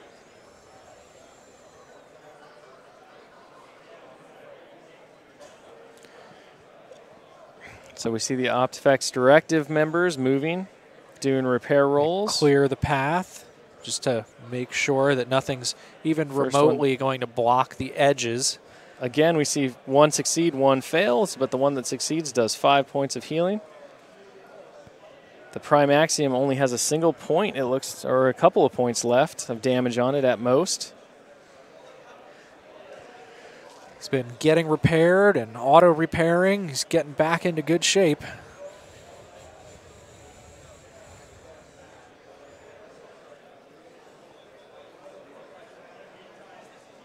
So Jason still concerned about the assassination potential of Siege against Syntherion. So we see Syntherion advancing.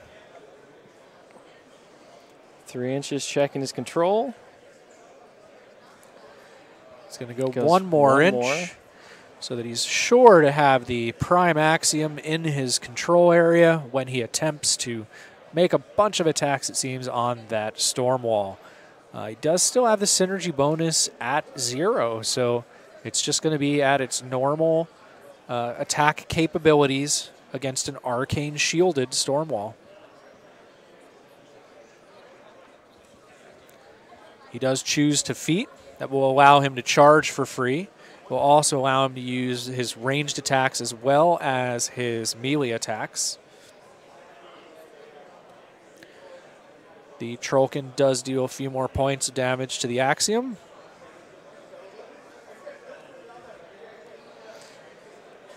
Here comes the Prime Axiom.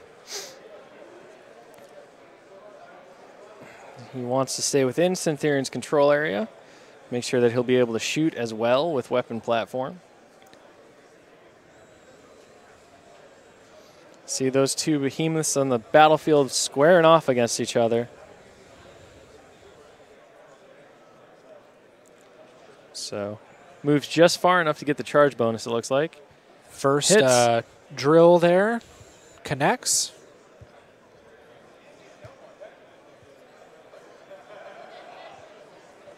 So we see drill vice 2 off on this roll. So 9 points to the 5 with that drill vice. Second one. 9 to 5 on the left. Also another connects. Hit. The other initial. 6 points to 1. Both drill vices now have sustained attack, so any additional melee attacks will automatically hit. See a harpoon that hits. Does 1 point to the 4. Does no damage. Hits. These are the free attacks from the harpoons, because as they hit, he gets to drag and then make a melee attack if he winds within. So with that first one, though, the melee damage was low enough that it didn't actually have an impact. This one will.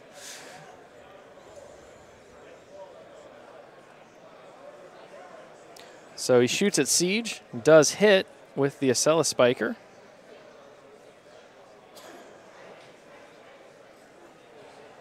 Another hit. No more shots here. Now we're all on bind attacks for the drill vices. Back on the storm Minus wall. 2 does 6 points to the 4. That will fill up the storm wall's left column. And go over onto the right. Next attack automatically hits because of sustained attack. 5 more points to the 1. Digging into the storm wall, who doesn't have the capability of repair. Oof. Only 2 points on that last one. That leaves the storm wall as a definite threat to that Prime Axiom with Siege's feet. Even though it's one arm down, with the feet having its arm and the storm wall hitting at a POW plus strength 20. That's See the assimilator over here trying to take out those Trollkin that have been bogging it down the entire game. So no synergy bonus means that that attack misses. Passes the turn. And that is the turn. So Jay scrapes by, keeping his storm wall thanks to a couple of low damage rolls from Jason. And now it's all up to what Jay can do here. So Arcane Shield is upkept. Arcane Shield certainly had a huge impact. Absolutely. In terms of keeping that storm wall functional as it needs to be. Maintaining both its cortex and its right arm.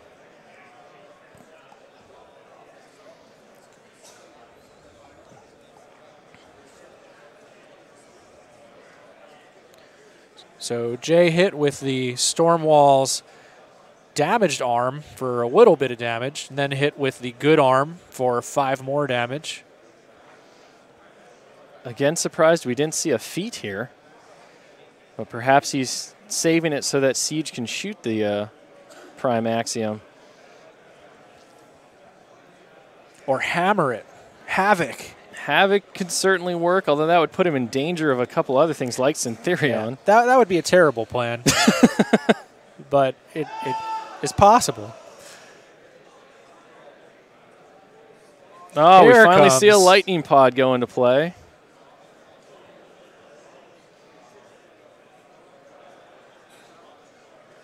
In position to not only disrupt the modulator, but also the diffuser. Servitor is destroyed. On the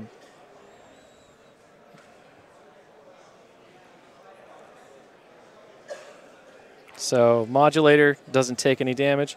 Disrupt does affect the diffuser as he takes 3 points. 4 to the 3, excuse me.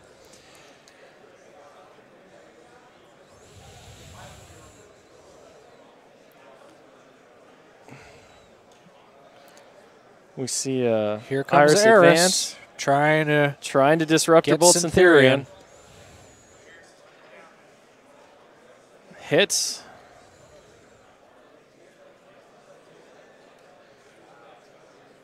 So Syntherion will not be getting focus next turn, which is huge. See the Trollkin once again getting a charge order.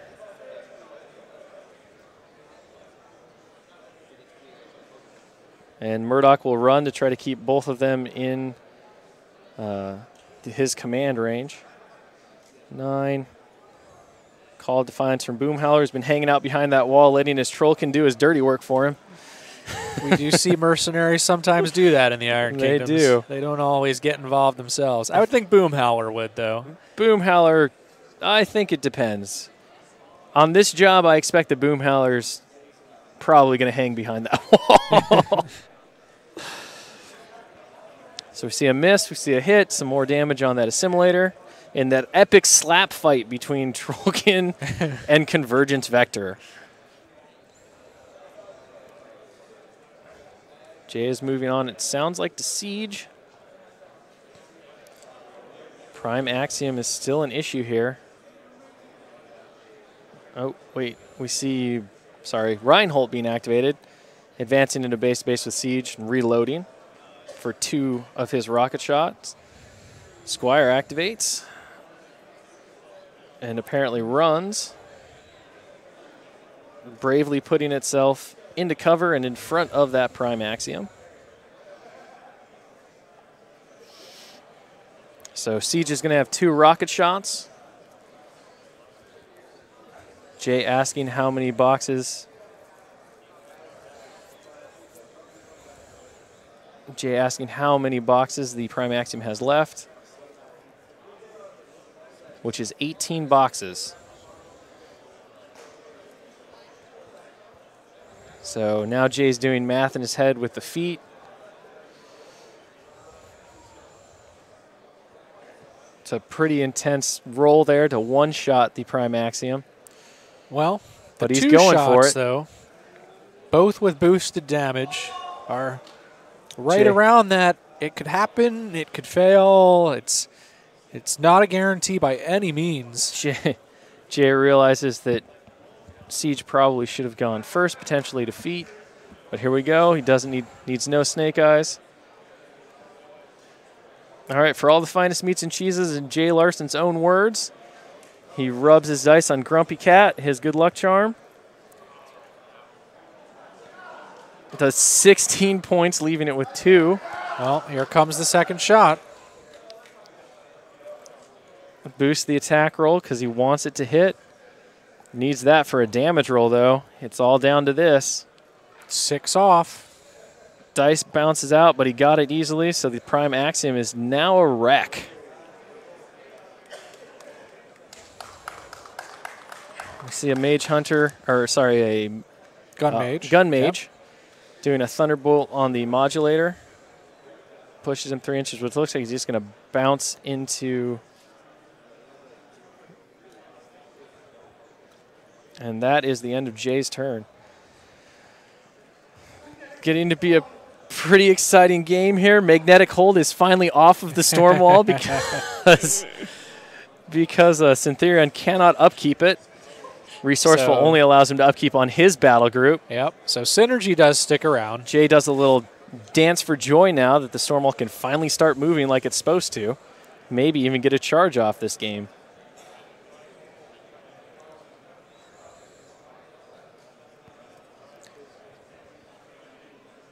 Jason asking how many boxes the Stormwall has left. Jay informs him 17. So both the Prime Axiom and the Stormwall were very close after their beatings from each other. Yep. So at this point, you know Convergence. What would you do in Jason's situation? Well, at this point, it'd be really tempting to try to get that synergy bonus up there. Having the Optifex Directive unit there kind of move to the side of the Trollkin and have Syntherion charge the Trollkin. Get that synergy bonus up to 1. Have the Diffuser go bash the Trollkin that maybe survived. Get it up to 2. Like, try and build up that bonus so that the Modulator's attacks can do something. We had the Diffuser just walk in and bash the Storm Pod to bring up that synergy bonus. Yep, failed to kill it, but perfect. Did bring up the synergy bonus. Jason's reminded by our judges that he must auto repair. Yep. I'm sure the clock is winding down on these players as they go through this epic match to determine who is going to be the first War Machine and Hordes World Champion. It's been an intense game. Intense game and a bloody game. There's a lot fewer models on the table than there started. Even though Jason had mostly vectors on his side, and Jay had a lot more infantry when he started this game than he has now, for sure. So Syntherion does charge in against the Storm Pod. So he's going to get that synergy bonus up, and he's got definitely the models over in that area, in his control area now. Synergies. So we see Jason asking for base armor on Siege as well as base armor, base armor plus arcane shield armor on the Stormwall. So we've got +2 now, +2 on attack and damage rolls from the from Syntherion and the Diffuser. The Corollary did not make a melee attack, so it is not adding to the bonus. Charge from the Modulator. Well, the Corollary couldn't make an attack, so in order to give that Modulator the focus that it has right now. That's true. It could have only inducted, not been able to power transfer. See the clock there. Jason has 6 minutes, under 6.5 minutes left. Jay has 13.5 minutes, so both players' clocks getting dangerously close here to the end. See a second attack hitting on the Stormwall, a boost on the damage. Dice -6. 4 to the 1. Leaves the Stormwall standing. Standing for sure, but depending on what's out, what systems are out, that could be substantial. Superstructure is out. So no more lightning pods for the Stormwall. Looks like the right arm is still good, however. Bad left arm, but the right arm's fine. Right arm is fine, and it looks like the Cortex is still active, which is the big one at this point.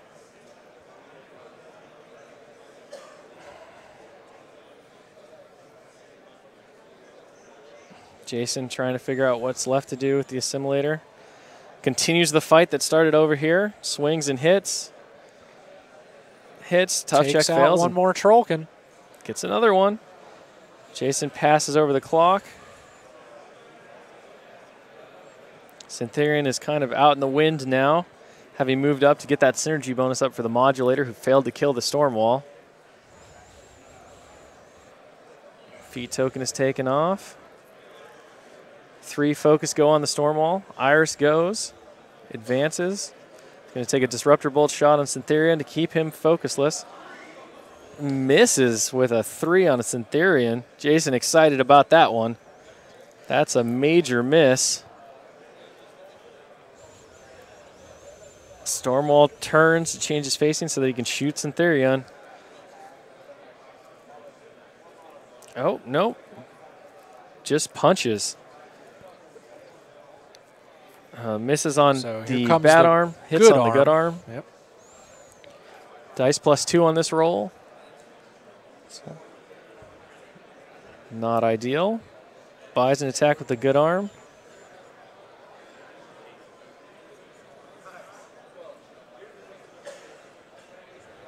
Does 7 to the 3. That eliminates the modulator, turning it into a wreck. Leaves the storm wall with several unusable focus at this point. 2 to be precise. Journeyman Warcaster is hanging out behind that obstruction, is now activated. So Jay trying to figure out where he's going here.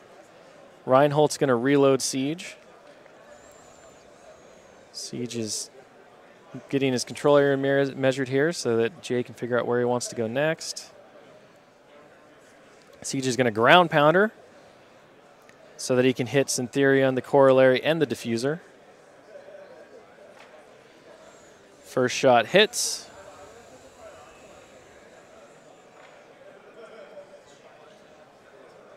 So eliminates an Optifex directive. He has marked target on this one, which will allow him to hit the diffuser, it looks like. Yep. Does no damage, matches armor on a 16. Syntherian is definitely hit. Does 21 on the damage roll for 3 points to Syntherian. Syntherian is a pretty hefty guy as far as Warcasters go. Arm 18 there and lots of damage boxes.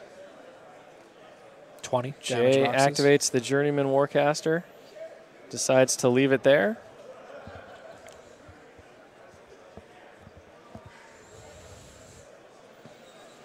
Jay confirming that he hasn't used boom howlers yet. See the mage, the gun mage bravely running to engage Syntherian. On Operation Speed Bump. Yep. Part 6 at this point. Yeah. Plenty of speed bumping going on. As well as that assimilator Trollkin slap fight continues. Boom howlers are left. Jay considering what he wants to do here. Boom howlers get a charge order. Call of Defiance for 4 up tough. Boom howler runs forward. Jonas Murdoch holding the center there so that they can stay in formation and still attack that assimilator. See a 2 troll combine attack against the assimilator. Will hit because of the combine. 14. No damage. No damage. The fight of ages continues in that zone. See a hit against the Optifex directive and murders him.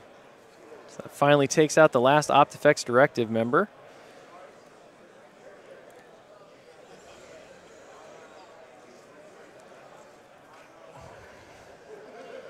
See auto repair happening. Repair 1 on the diffuser, 1 on the corollary. Oh, I think the 2 other on one the corollary, was 1 on Syntherian. Yep. Checks how many points various things have left.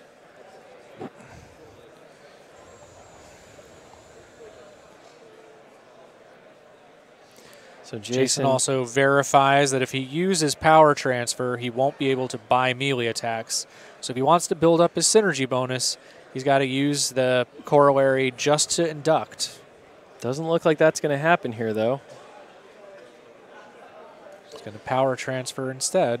Really needs to get rid of that Stormwall without committing Syntherian. Or with committing Syntherian. Leaving him for Siege to finish off next. Well, Syntherian's still got a lot of life. He's got 18. Yeah. Well, and he just... Is that with the ones he just gained? He only gained one back. Yeah. I don't know. But if Syntherian could finish off the Stormwall, can Siege finish Syntherian? It certainly looks like we're going to find out. It does look like we're going to find out.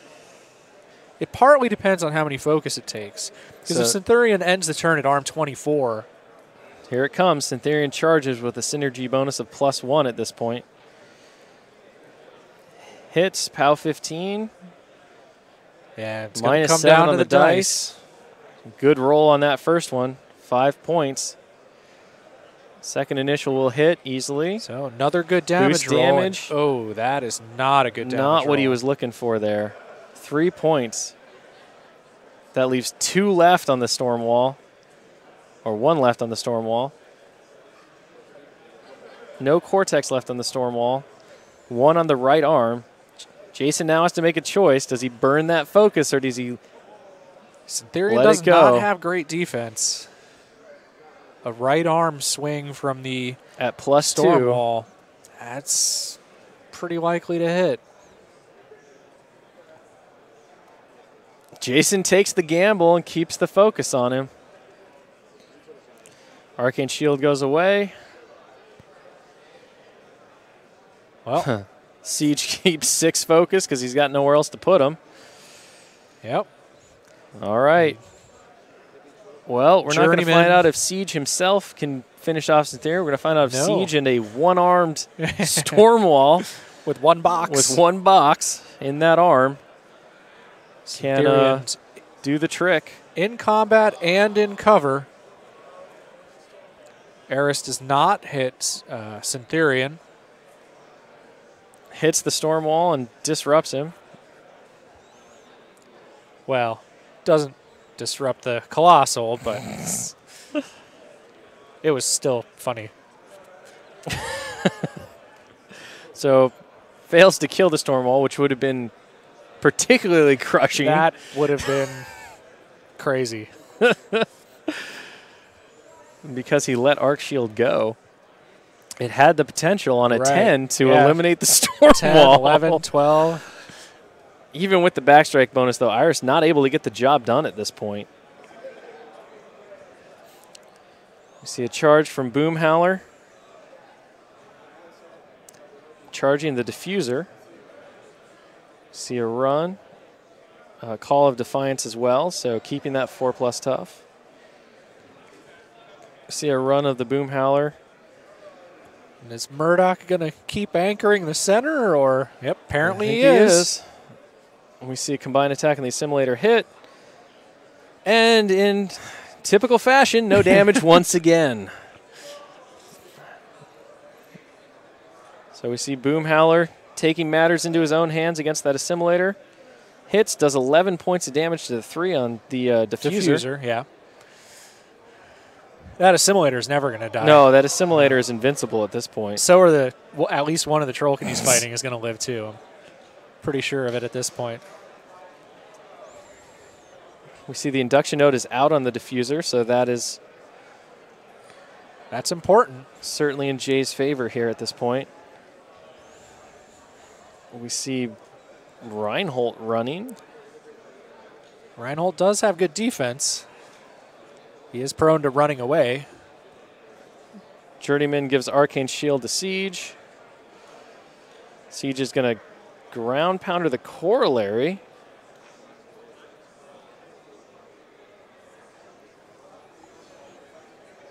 So ignoring elevation from ground pounder, he hits the corollary, rolls his damage. Does 2 points to the 6. Passes the turn. Back that is to it. Jason. So It's incredible.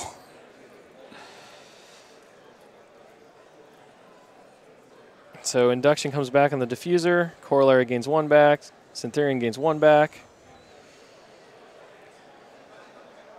So here we have the corollary advancing forward, trying to build up the synergy bonus. Does succeed. See a tough roll on Boomhowler, who makes it. Or, sorry, not on Boomhowler, but on that Trollkin that ran around. Yeah, the random Trollkin who ran. The diffuser is going to swing on Boomhowler. Corollary again? Still the corollary, yeah. No. So now the diffuser and the corollary have both gone. We're at +2.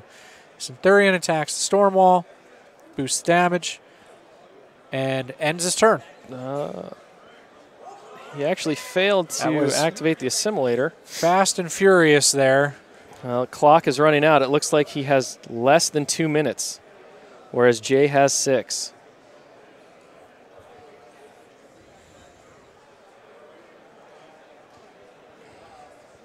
So both players running the clocks down. Jason in danger. Both colossals out of the picture.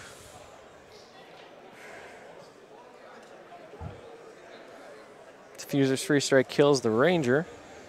We have Iris trying again to aim shot hitting Syntherian. Trying to strip that focus off.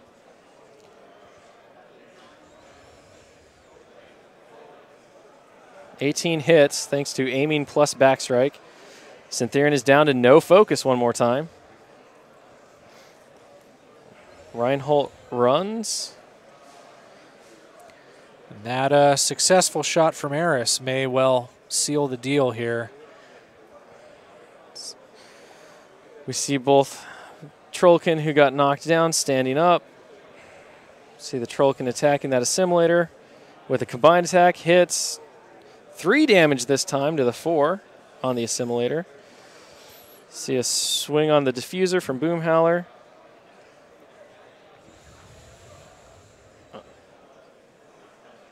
Hits, and so the diffuser is taking some damage here. 7 to the 5. 7 to the 5. Slowly whittling down that diffuser. Has 2 left in his induction node, which he healed last turn thanks to his auto repair. See a ground pounder from Siege on the diffuser, trying to eliminate that model to take away the synergy bonus. Misses the diffuser. No focus to Syntherion. Corollary gains 1. Fast and furious now as these players are just running through the clock. Yep. So heals 3, then 2, then 1 on those models over there in the battle group. Breakneck game here. A fantastic Corollary fight. attempts to hit to build up the synergy bonus and also then boosts to try and pass a focus point around. Doesn't break armor, but gets successfully a point over to the diffuser. The diffuser also gets the synergy bonus up.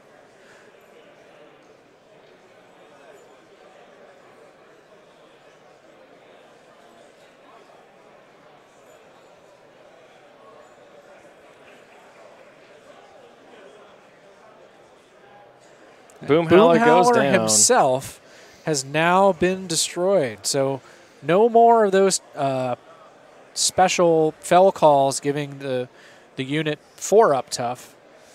See a swing on Reinhold. Jason down to less than a minute on his clock. 43 seconds. So now Jay's turn. Jason unable to score any points by dominating the zone by removing Reinhold, who's the last holdout, I think. Siege, there. I think, is also still in the zone. Pretty sure. Casters can't contest. Oh, right. Yeah. Jay's got a bit more time than Jason at this point, but not a lot. I'd be moving pretty quick if I was him. Yep. Continues to weapon that assimilator in hopes that he can finally destroy it and start scoring some points over there. It's getting close. Oh, the Squire. That's who else is in there. The Squire's in there. Okay, yeah. I missed the Squire. See another ground pounder from Siege.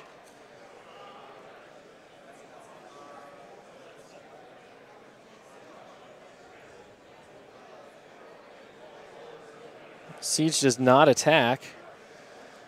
See Free a free strike strike on on Reinhold. That one's going to hit with the free strike bonus.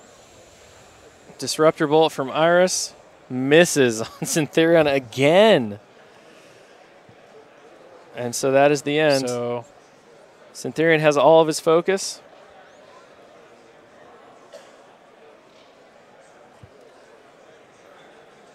Dominate for 2 at this point.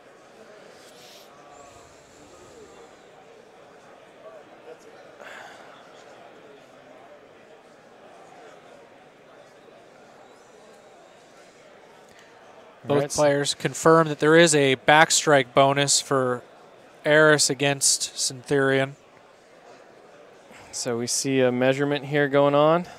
With such little time left, the pausing on the clock really matters.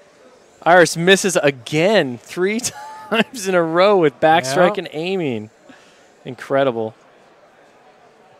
Siege runs to engage Syntherion. He's going to run the Journeyman into the zone, presumably. Or Murdoch, maybe. Murdoch's still there. We see the Journeyman running to likely get into the zone, yes. Yep, into the zone.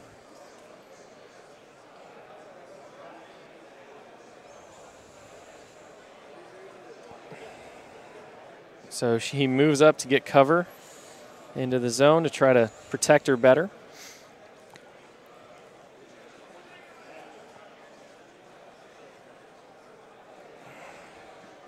Syntherion takes a free strike from Siege. Uh-oh, dice went down. So misses. Syntherion now attacks the Journeyman Warcaster. See the dice flying fast and furious here. So boosts Jason the only damage, has 22 seconds, 21 seconds left. Kills the Journeyman Warcaster. It's only got 15 seconds. That clock is going down fast. 10 seconds left. See a shot. Trying to get rid of Murdoch to stop. Is that 4 points for domination? So close now. Eris is just going to run into the zone. Yep.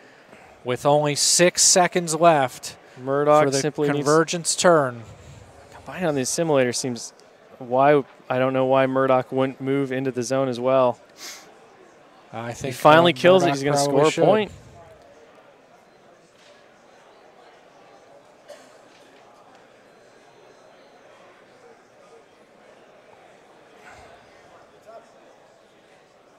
Stealth. Clock goes and Jay wins on death clock. So close. Incredible. So much death. There's not a lot left on that table. That was absolutely incredible.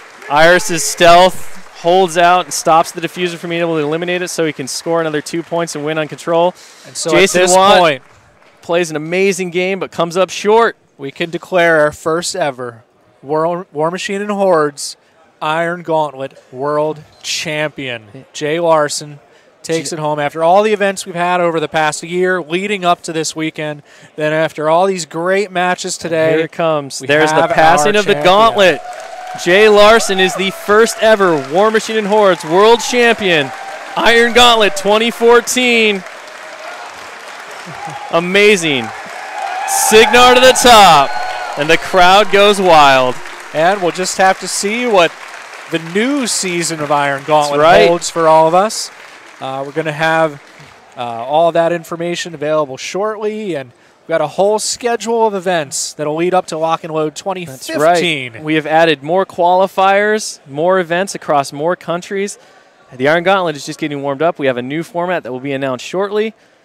And 2014 Road to the Iron Gauntlet may be done, but it has only begun. The Road to the Iron Gauntlet 2015. I expect to see a lot of the same faces next year, or at least competing during the year. But I also expect we'll see a lot of fresh faces as well. People kind of building up their competitive experience and ready to take on the Iron Gauntlet in the upcoming season. Yes, well, a very exciting day. I think it was an awesome event all around. We had an amazing time. Kudos to our judges and our organized play coordinator and volunteer coordinator, William Hungerford, for putting on this event, for running it throughout the year. Without them, we would not have a road to the Iron Gauntlet, and we certainly wouldn't have a finals match. So congratulations We've got an amazing to all of place them. to host it here We at do. Lock and Load, thanks in large part to Michael Plummer, our convention coordinator. That's right. Who's done a phenomenal job this weekend in keeping everything running smoothly. I've heard lots of great feedback on that over the weekend. So we're looking forward now to next year. That's the right. Lock and Load 2015. We have wrapped up 2014 all in but name. We have closing ceremonies coming up, and then we are done for the year. So thank you, everyone, for joining us across the world and watching this exciting day of Iron Gauntlet World Championship event. We will see you all next time.